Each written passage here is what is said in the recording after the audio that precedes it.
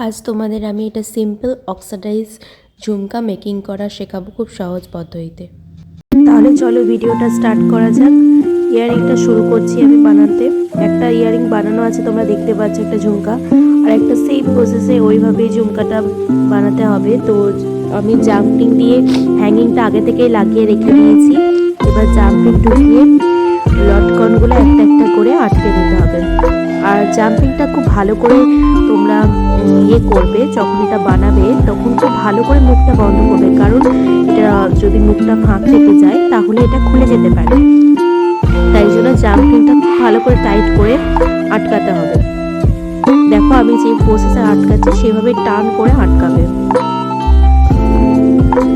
একটা একটা করে। এবার সব ঝুমকার মধ্যে যে ফাঁকটা আছে ওটা পূরণ করতে হবে।